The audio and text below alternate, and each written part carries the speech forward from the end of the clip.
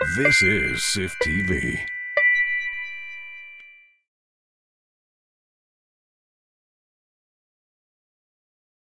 My name is Paul Dano, and I play Lewis Ives in the film The Extra Man. Did you have a chance to actually read the book before you read the screenplay, or how did that get presented to you? No, I hadn't. I read the screenplay first, which I liked a lot, and it was very funny and strange. And as soon as I, was on board to do the part, and, met with Bob and Sherry, our directors, and knew Kevin was doing it, then, immediately got the book and read that a few times, and which is a great book. Really, like, laugh out loud funny, which doesn't happen to me that often with a novel. And luckily, the author of the book, Jonathan Ames, who co-wrote the screenplay, lives a block away from me in Brooklyn, so we ended up getting to spend a lot of time together and got to know each other, and he sort of pointed me towards the right tranny bars to go do research and stuff like that. I was going to ask about the research. Yeah. How much lead time did you have to really get into the character? I had a good amount of time on this one, which was nice, and a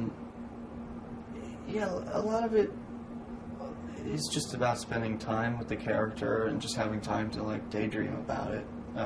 But there was also some practical things you can always do, and I certainly had time to indulge in some gentlemanly routines, like going to get a hot towel shave and things like that, but then also sort of exploring a piece of the world that I knew nothing about, which was the idea of women's clothing and cross-dressing and things of that sort.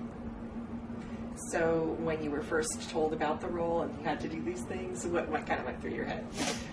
Well, I guess a little fear factor is good. It sort of gets your juices going and makes you excited, and it's good to do things that you don't know what they are right away, because hopefully you'll learn something and be challenged by it.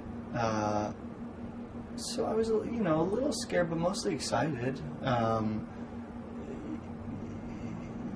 think that's something that usually turns me on the most, is when you read something and you don't quite know how to do it, or you don't quite know what the film is going to be, and so you feel like you're going there and figuring something out and discovering it, and a bit of unknowing usually proves to be a good thing for myself, not just with the character, but with the film. It sort of gives you something to work towards and figure out. Is there anybody in your life or anyone you sort of were able to mold the character out of memory from at all?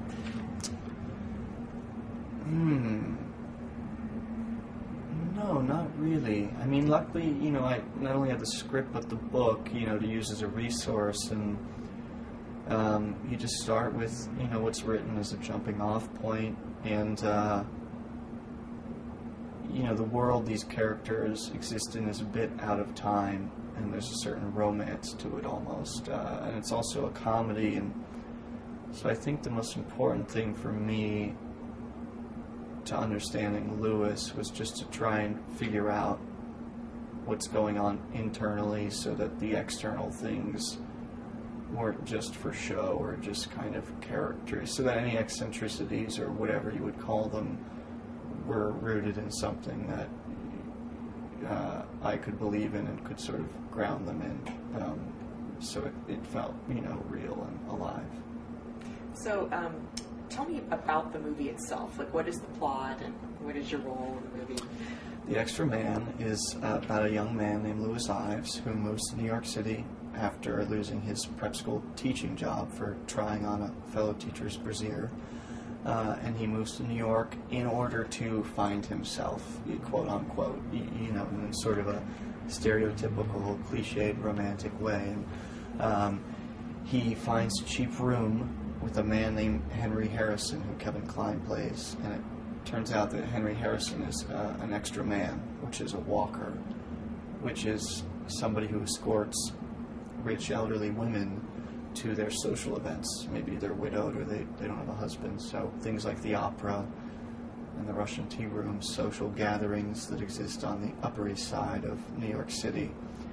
And I'm trying to find my way. I don't really know necessarily where I fit in or what I want, and Kevin's character, Henry, sort of takes me under his wing, and soon enough we're out with these elderly women. Well, without giving too much away about the movie, what would you want the Seattle audiences to really take away from this movie after they're done seeing it?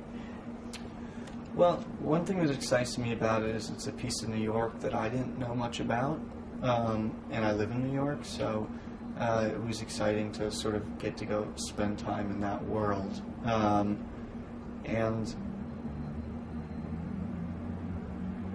I guess my character's journey is largely about finding oneself and in a way being okay with who you are, because I think my character wants to please a lot of people and wants affirmation about who he is and validation, but he's not really giving that to himself.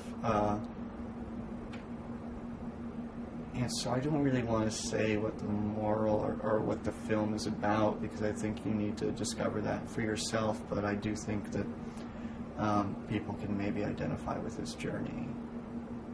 Have you been in Seattle before? I have, yeah. I spent a little time on Vashon Island, actually, right off of Seattle, and so I spent a little bit of time here. I like it here a lot.